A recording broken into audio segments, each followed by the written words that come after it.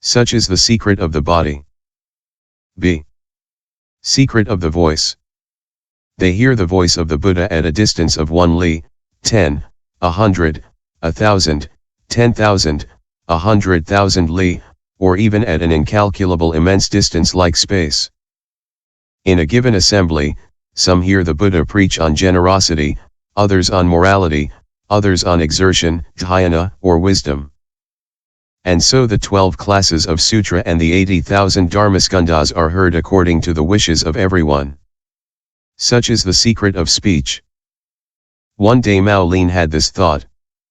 I would like to know the range of the Buddha's voice. Then, by virtue of his base of miraculous powers, he passed through innumerable thousands of millions of Buddha universes and then he stopped. He still heard the voice of the Buddha as if he were quite close. In the universe where he had stopped, a Buddha was in the process of dining with his great assembly. In that land, the people were large, and Migme coming from the Saha universe where people are small was standing in a begging bowl. The disciples asked their Buddha, "Where does this insect-headed person come from? He is dressed like a sramana." The Buddha replied, "Do not despise this man. In the West, beyond innumerable Buddha lands, there is a Buddha named Sakyamuni, and this man whom you see is a powerful disciple of this Buddha." Then the Buddha asked Migme, "Why have you come here?" Migme answered, "I have come to find out the range of the Buddha Sakyamuni's voice." The Buddha said to him, "So you want to know the range of the Buddha's voice? If you distanced yourself from him for innumerable kalpas, you would never get to the limit of his range." 3. Finally, the Buddha appeared in the world and preached the Dharma to destroy the doubts of beings. This cannot be denied. Just as one cannot ask the sun why it chases away the shadows, in the same say one cannot ask the Buddha why he responds to questions that are asked of him. Question. Being alike one to another, the Buddhas are said to be alike enlightened.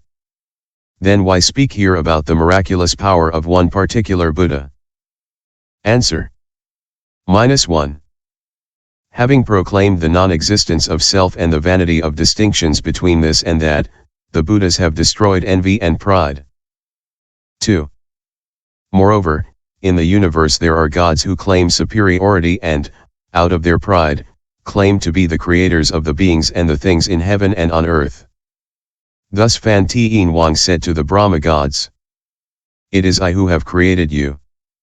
And the god Pi Nyo said, "All the rich, noble, and glorious men of the universe are parts of me.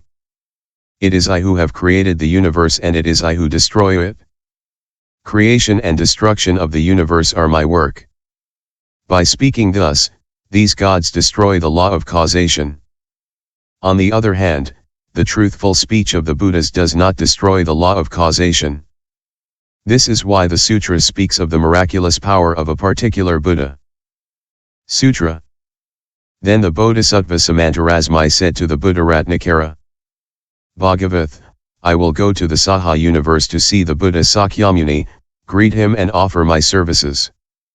I will also see the bodhisattva-mahasattvas who will also accede to the state of Buddhahood, who have attained the dharanis and the samadhis and acquired mastery over all the samadhis." Shastra. Question. The Buddhas are all equal in regard to morality, samadhi, wisdom, and skillful means. Why then does the Bodhisattva Samantarasmi want to go to see the Buddha Sakyamuni when he is already at the side of the Buddharatnakara? Answer. The Bodhisattvas never tire of seeing the Buddhas or hearing the Dharma. They never tire of seeing the assemblies of Bodhisattvas. The Bodhisattvas who all experience disgust for the things of the world are never tired of the three things just mentioned. Thus, leaving the pure abodes, the vaisya cheou came to see the Buddha. He had a subtle body. He was flexible. Like a straw, he could not stand upright. The Buddha said to the vaisya hastaka, "Make a coarse body appropriate to this realm for yourself." The vaisya followed the Buddha's advice and made for himself a body of a size appropriate for the earth. Having bowed down to the Buddha's feet, he stood to one side. The Buddha asked, "Of how many things have you never wearied in order to have been able to be reborn in the heaven of the pure abodes?" He replied, "I took rebirth in the heaven of the Suddhavasa for never having tired of three things. I never tired of seeing the Buddhas or of paying homage to them. 2. I never wearied of hearing the dharma. 3. I never tired of serving the community." When the Buddha dwells in Jambudvipa, the four assemblies always follow him, listen to his dharma and question him on the subject. In the same way, the Suddhavasa gods always follow me, listen to my sermons and question me about them. If the sravakas do not tire of hearing the dharma, what then could be said of the dharmakaya bodhisattvas? That is why the bodhisattva samantarasmi comes to see the Buddha Sakyamuni and the bodhisattva-mahasattvas who will accede to the state of buddhahood and who have obtained the dharanis and the samadhis. In the chapter devoted to the praise of the bodhisattvas, we have said what should be understood by those who have acquired mastery of all the samadhis. Question. The Buddha is the only one to have obtained mastery of all the samadhis. Why do you say here that the bodhisattvas also have obtained mastery of all the samadhis? Answer. There are two kinds of samadhi, those of the Buddha and those of the bodhisattva. The bodhisattvas in question have acquired mastery of the bodhisattva samadhis and not those of the Buddha. Thus, in the Cheou TS'IN, Buddhasamjita Sutra, it is said, when Joche Li Manjusri wanted to see the assembly of the Buddhas but did not succeed because the Buddhas were each returning to their starting point, Manjusri went to the place where the Buddhas were gathered. A woman was seated beside the Buddha, deep in samadhi. Manjusri bowed down to the Buddha's feet and asked, "Why should this woman be able to sit close to the Buddha when I cannot?" The Buddha replied, "Wake this woman, make her come out of samadhi and ask her yourself." Then Manjusri snapped his fingers to rouse her but with no success. He shouted but did not succeed in rousing her. He pulled her by the hand but did not succeed in rousing her. By his basis of miraculous power, he made the TREATISE Lokadata shake but still did not succeed in rousing her. Then Manjusri said to the Buddha, "Bhagavath, I cannot rouse her."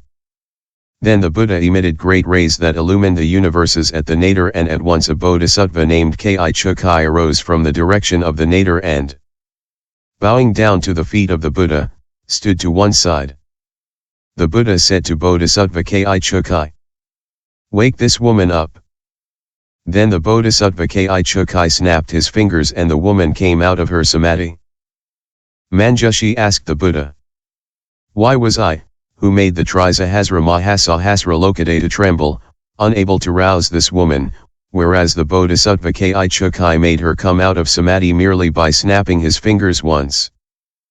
The Buddha said to Manjusri, "It is because of this woman that you first produced the thought of samadhi, whereas it is because of the Bodhisattva KUMARAJIVA that this woman has for the first time produced the thought of samadhi.